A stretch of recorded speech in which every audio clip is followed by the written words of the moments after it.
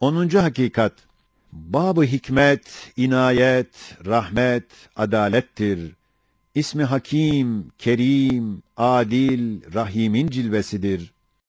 Hiç mümkün müdür ki şu bekasız misafirhane-i dünyada ve şu devamsız meydan-ı imtihanda ve şu sebatsız teşhirgâh-ı arzda bu derece bahir bir hikmet, bu derece zahir bir inayet ve bu derece kahir bir adalet ve bu derece vasi bir merhametin asarını gösteren Malikül Mülk-i Zülcelal'in daire-i memleketinde ve âlem-i mülk ve melekûtunda daimi meskenler, ebedi sakinler, baki makamlar, mukim mahluklar bulunmayıp, şu görünen hikmet, inayet, adalet, merhametin hakikatları hiçe insin.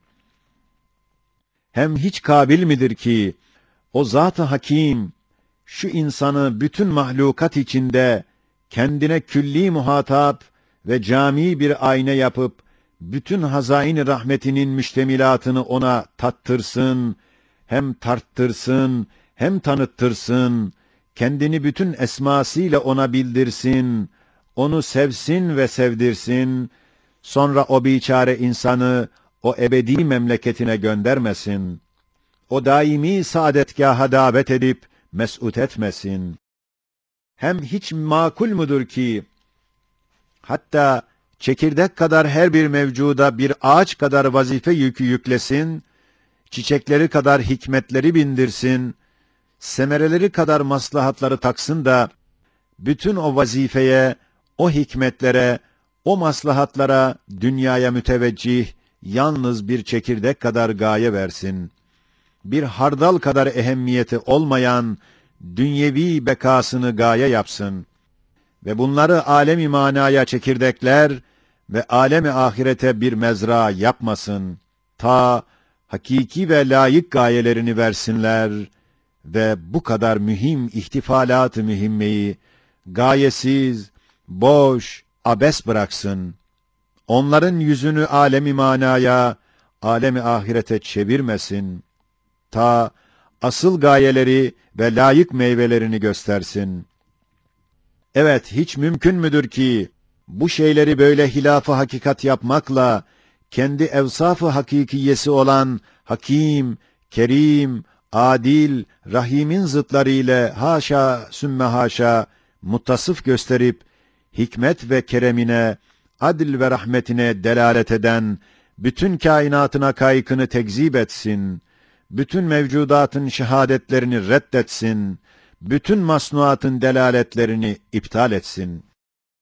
Hem hiç akıl kabul eder mi ki, insanın başına ve içindeki havasına saçları adedince vazifeler yükletsin de, yalnız bir saç hükmünde ona bir ücret-i dünyeviye versin, adalet-i hakikiyesine zıt olarak ve hikmet-i hakikiyesine münafi, manasız iş yapsın. Hem hiç mümkün müdür ki, bir ağaca taktığı neticeler, meyveler miktarınca her bir zihayata, belki lisan gibi her bir uzvuna, belki her bir masnuğa o derece hikmetleri, maslahatları takmakla, kendisinin bir hakîm-i mutlak olduğunu ispat edip göstersin, sonra bütün hikmetlerin en büyüğü ve bütün maslahatların en mühimmi ve bütün neticelerin en elzemi ve hikmeti hikmet, nimeti nimet, rahmeti rahmet eden ve bütün hikmetlerin, nimetlerin, rahmetlerin, maslahatların menbaı ve gayesi olan beka ve likayı ve saadet-i ebediyeyi vermeyip, terk ederek, bütün işlerini abesiyet-i mutlaka derekesine düşürsün ve kendini o zata benzetsin ki, öyle bir saray yapar, her bir taşında binlerce nakışlar, her bir tarafında binler zinetler ve her bir menzilinde binler kıymettar alat ve levazımat-ı beytiye bulundursun da, sonra ona dam yapmasın, her şey çürüsün, beyhude bozulsun. Haşa ve kella, hayır-ı mutlaktan hayır gelir, cemil-i mutlaktan güzellik gelir, hakim-i mutlaktan abes bir şey gelmez. Evet, her kim fikren tarihe binip, mazi cihetine gitse, şu zamanı hazırda gördüğümüz menzili dünya, meydanı iptila, meşheri eşya gibi seneler adedince vefat etmiş menziller, meydanlar, meşherler, alemler görecek. Suretçe, keyfiyetçe birbirinden ayrı oldukları halde, intizamca, acayipçe, saniyin kudret ve hikmetini göstermekçe birbirine benzer. Hem görecek ki, o sebatsız menzillerde, o devamsız meydanlarda, o bekasız meşherlerde, o kadar bahir bir hikmetin intizamatını, o derece zahir bir inayetin işaratını, o mertebe kahir bir adaletin emaratını, o derece vasi bir merhametin semeratını görecek, basiretsiz olmamak şartıyla yakinen bilecek ki, o hikmetten daha ekmel bir hikmet olamaz ve o asarı görünen inayetten daha ecmel bir inayet kabil değil ve o emaratı görünen adaletten daha ecel bir adalet yoktur ve o semeratı görünen merhametten daha eşmel bir merhamet tasavvur edilmez. Eğer farz-ı muhal olarak şu işleri çeviren, şu misafirleri ve misafirhaneleri değiştiren Sultan-ı Sermedi'nin daire-i memleketinde daimi menziller, âli mekanlar, sabit makamlar, baki meskenler, mukim ahali, mes'ud ibadı bulunmazsa, ziya, hava, su, toprak gibi kuvvetli ve şumullü 4 anasır-ı maneviye olan hikmet, adalet, inayet, merhametin hakikatlarını nefyetmek ve o anasır-ı zahiriye gibi görünen vücutlarını inkar etmek lazım gelir. Çünkü şu bekasız dünya ve mafiha, onların tam hakikatlarına mazhar olamadığı malumdur. Eğer başka yerde dahi onlara tam mazhar olacak mekan bulunmazsa, o vakit gündüzü dolduran ziyayı gördüğü halde güneşin vücudunu inkar etmek derecesinde bir divanelikle, şu her şeyde bulunan gözümüz önündeki hikmeti inkar etmek, şu nefsimizde ve ekser eşyada her vakit müşahede ettiğimiz inayeti inkar etmek ve şu pek kuvvetli emaratı görünen adaleti inkar etmek. Haşiye. Evet, adalet 2 şıktır. Biri müsbet, diğeri menfidir. Müsbet ise hak sahibine hakkını vermektir. Şu kısım adalet, bu dünyada bedahet derecesinde ihatası vardır. Çünkü 3. hakikatta ispat edildiği gibi, her şeyin istidat lisanı ile ve ihtiyacı fıtri lisanı ile ve ıstırar lisanı ile Fatır-ı Zülcelal'den istediği bütün matlubatını ve vücut ve hayatına lazım olan bütün hukukunu mahsus mizanlarla, muayyen ölçülerle bilmüşahede veriyor. Demek adaletin şu kısmı vücut ve hayat derecesinde kat'î vardır. 2. kısım menfidir ki haksızları terbiye etmektir. Yani haksızların hakkını tazip ve tecziye ile veriyor. Şu şık ise çendan tamamiyle şu dünyada tezahür etmiyor. Fakat o hakikatin vücudunu ihsas edecek bir surette hadsiz işaret ve emarat vardır.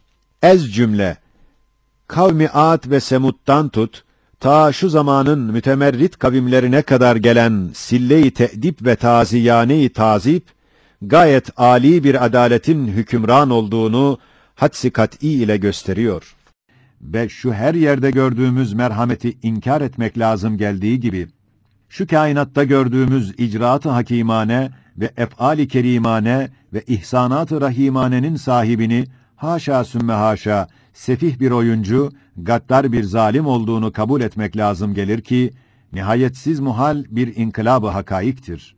Hatta her şeyin vücudunu ve kendi nefsinin vücudunu inkar eden ahmak sofistailer dahi, bunun tasavvuruna kolay kolay yanaşamazlar. Elhasıl, şu görünen şuunat, dünyadaki vüs'atli içtimaat-ı hayatiye ve süratli iftirakat-ı mevtiye ve haşmetli toplanmalar ve çabuk dağılmalar ve azametli ihtifalat ve büyük tecelliyat ile ve onların bu aleme ait bu dünya-i fanide kısa bir zamanda malumumuz olan semerat-ı cüz'iyeleri, ehemmiyetsiz ve muvakkat gayeleri mabeyninde hiç münasebet olmadığından, adeta küçük bir taşa bir büyük dağ kadar hikmetler, gayeler takmak, bir büyük dağa bir küçük taş gibi muvakkat bir gaye-i cüz'iye vermeye benzer ki, hiçbir akıl ve hikmete uygun gelemez. Demek şu mevcudat ve şuunat ile ve dünyaya ait gayeleri ortasında bu derece nispetsizlik katiyen şehadet eder ki, bu mevcudatın yüzleri alemi manaya müteveccihtir.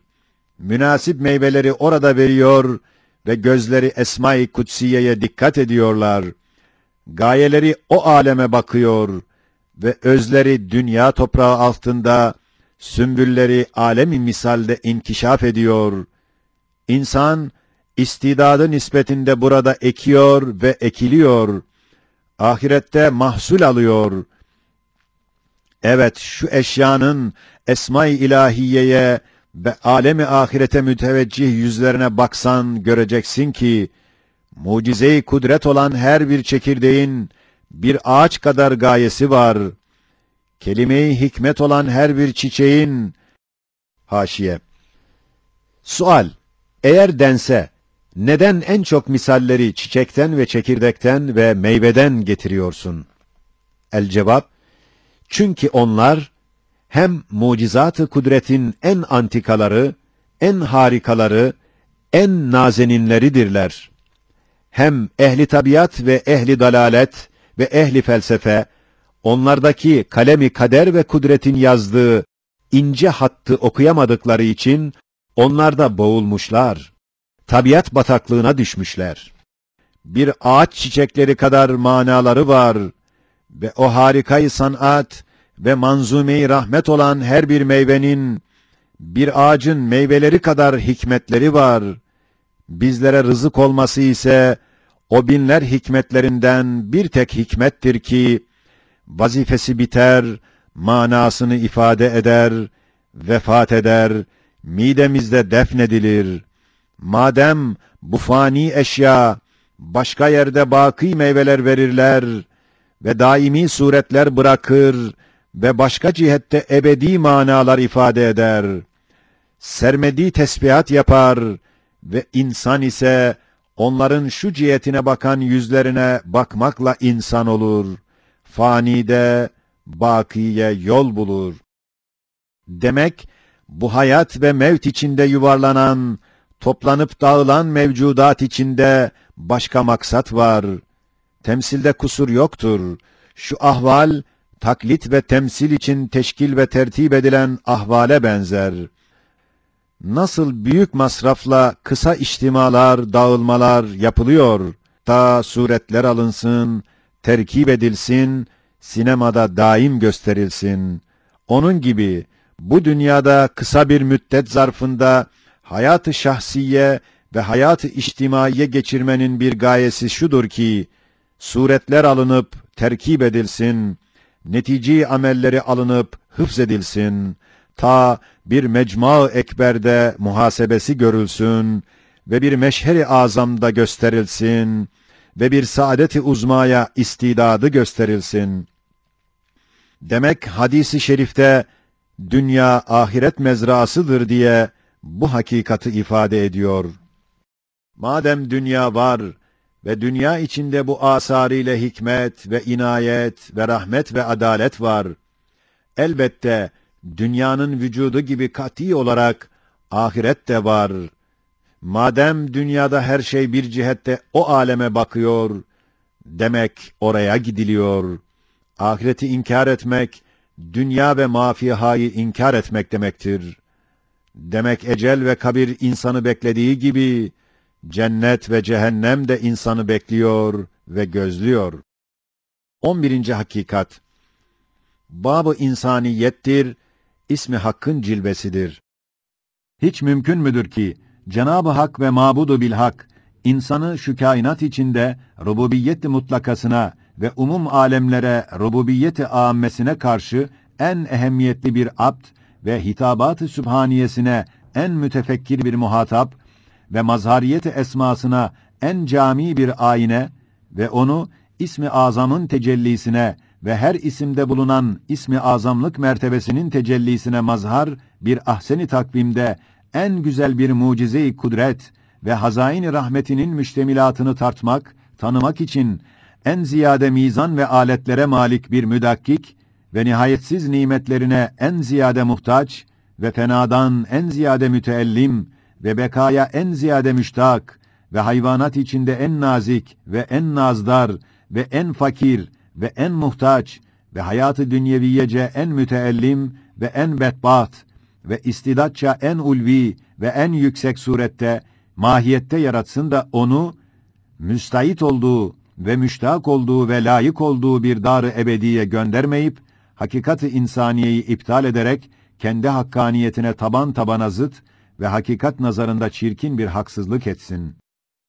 Hem hiç kabil midir ki, Hakimi bilhak, Rahimi mutlak, insana öyle bir istidat verip, yer ile gökler ve dağlar tahammülünden çekindiği emanet-i kübrayı tahammül edip, yani küçücük cüz'i ölçüleriyle, sanatçıklarıyla, Halık'ının muhit sıfatlarını, külli şuunatını, nihayetsiz tecelliyatını ölçerek bilip, hem yerde en nazik, nazenin, nazdar, aciz, zayıf yaratıp, halbuki bütün yerin nebati ve hayvani olan mahlukatına bir nevi tanzimat memuru yapıp, onların tarz-ı tesbihat ve ibadetlerine müdahale ettirip, kainattaki icraat-ı ilahiyeye, küçücük mikyasta bir temsil gösterip, rububiyet-i sübhaniyeyi fiilen ve kalen kainatta ilan ettirmek, meleklerine tercih edip, hilafet rütbesini verdiği halde, ona bütün bu vazifelerinin gayesi ve neticesi ve semeresi olan saadet-i ebediyeyi vermesin, onu bütün mahlukatının en bedbaht, en biçare, en musibetzede, en dertmend, en zelil bir derekeye atıp, en mübarek, nurani ve aleti tes'it bir hediye-i hikmeti olan aklı, o biçareye en meş'um ve zulmani bir aleti tazip yapıp, hikmet-i mutlakasına büsbütün zıt ve merhamet-i mutlakasına külliyen münafi bir merhametsizlik etsin, haşa ve kella. Elhasıl, nasıl hikaye-i temsiliyede bir zabitin cüzdanına ve defterine bakıp görmüş idik ki, hem rütbesi, hem vazifesi, hem maaşı, hem düstur hareketi, hem cihazatı bize gösterdi ki, o zabit, o muvakkat meydan için değil, belki müstakar bir memlekete gidecek de, ona göre çalışıyor. Aynen onun gibi, insanın kalp cüzdanındaki letaif ve akıl defterindeki havas ve istidadındaki cihazat, tamamen ve müttefikan, saadet-i ebediyeye müteveccih ve ona göre verilmiş ve ona göre tecihiz edilmiş olduğuna ehli tahkik ve keşif müttefiktirler. Ez cümle, mesela, aklın bir hizmetkarı ve tasvircisi olan kuvve-i hayaliyeye denilse ki, sana 1 milyon sene ömür ile saltanat-ı dünya verilecek, fakat ahirde mutlaka hiç olacaksın. Tevehhüm aldatmamak, nefis karışmamak şartıyla, oh yerine ah diyecek ve teessüf edecek. Demek en büyük fani, en küçük bir alet ve cihazat-ı insaniyeyi doyuramıyor. İşte bu istidattandır ki, insanın ebede uzanmış emelleri ve kainatı ihata etmiş efkarları ve ebedi saadetlerinin envana yayılmış arzuları gösterir ki, bu insan ebed için halk edilmiş ve ebede gidecektir. Bu dünya ona bir misafirhanedir ve ahiretine bir intizar salonudur. 12. hakikat, Bab-ı Risaleti ve Tenzil'dir. Bismillahirrahmanirrahim'in cilvesidir. Hiç mümkün müdür ki, bütün enbiya, mucizelerine istinat ederek sözünü teyit ettikleri ve bütün evliya, keşf-u kerametlerine istinat edip davasını tasdik ettikleri ve bütün asfiya, tahkikatına istinat ederek hakkaniyetine şehadet ettikleri Resul-i Ekrem sallallahu aleyhi ve sellemin tahakkuk etmiş 1000 mucizatının kuvvetine istinat edip, bütün kuvvetiyle hem 40 vecihle mucize olan Kur'an-ı Hakim, binler ayat-ı kat'iyesine istinat ederek, bütün kat'iyetle açtıkları ahiret yolunu ve küşad ettikleri cennet kapısını, sinek kanadı kadar kuvveti bulunmayan vahiy vehimler ne haddi var ki kapatabilsin? Geçen hakikatlerden anlaşıldı ki, haşir meselesi öyle rasih bir hakikattir ki, küre-i arzı yerinden kaldıracak, kırıp atacak bir kuvvet o hakikatı sarsamaz. Zira o hakikatı Cenab-ı Hak bütün esma ve sıfatının iktizası ile tespit ediyor ve Resul-i Ekrem'i bütün mucizat ve berahiniyle tasdik ediyor ve Kur'an-ı Hakim bütün hakaik ve ayatıyla onu ispat ediyor ve şu kainat bütün ayat-ı tekviniye ve şuunat-ı hakimanesiyle şehadet ediyor. Acaba hiç mümkün müdür ki haşir meselesinde vacibül vücud ile bütün mevcudat, kafirler müstesna olarak ittifak etmiş olsun, kıl kadar kuvveti olmayan şüpheler, şeytani vesveseler, o dağ gibi hakikati rasihayı aliyeyi sarsın, yerinden kaldırsın. Haşa ve kella! Sakın zannetme, delail-i haşriye, bahsettiğimiz 12 hakikata münhasırdır. Hayır, belki yalnız Kur'an-ı Hakim, geçen şu 12 hakikatları bize ders verdiği gibi, daha binler vücuha işaret edip, her bir vecih kavi bir emaredir ki, Halık'ımız bizi bu dar-ı faniden bir dar-ı bakiye nakledecektir. Hem sakın zannetme ki, haşri iktiza eden esma-i ilahiye bahsettiğimiz gibi yalnız Hakim, Kerim, Rahim, Adil, Hafiz isimlerine münhasırdır. Hayır, belki kainatın tedbirinde tecelli eden bütün esma-i ilahiye ahireti iktiza eder, belki istilzam eder. Hem zannetme ki haşre delalet eden kainatın ayat-ı tekviniyesi şu geçen bahsettiğimize münhasırdır. Hayır, belki ekser mevcudatta sağa sola açılır perdeler gibi vecih ve keyfiyetleri vardır ki, bir veçi saniye şehadet ettiği gibi diğer veçi de haşre işaret eder. Mesela insanın ahsen-i takvimdeki hüsn-ü masnuiyeti saniyi gösterdiği gibi, o ahsen-i takvimdeki kabiliyet-i camiasıyla kısa bir zamanda zeval bulması haşrı gösterir. Bazı kere bir vecihle 2 nazarla bakılsa, hem saniyi hem haşrı gösterir. Mesela, ekser eşyada görünen hikmetin tanzimi, inayetin tezyini, adaletin tevzini ve rahmetin taltifi, nasıl ki mahiyetlerine bakılsa, bir sani hakim, kerim, adil, rahimin desti kudretinden çıktığını gösterirler. Onun gibi, bunların kuvveti ve hadsizlikleriyle beraber, şunların mazharları olan şu fani mevcudatın ehemmiyetsiz ve az yaşamasına bakılsa, ahiret görünür. Demek ki, her şey, lisan-ı hal ile, âmentü billah ve bil yevmil âhir okuyor ve okutturuyor.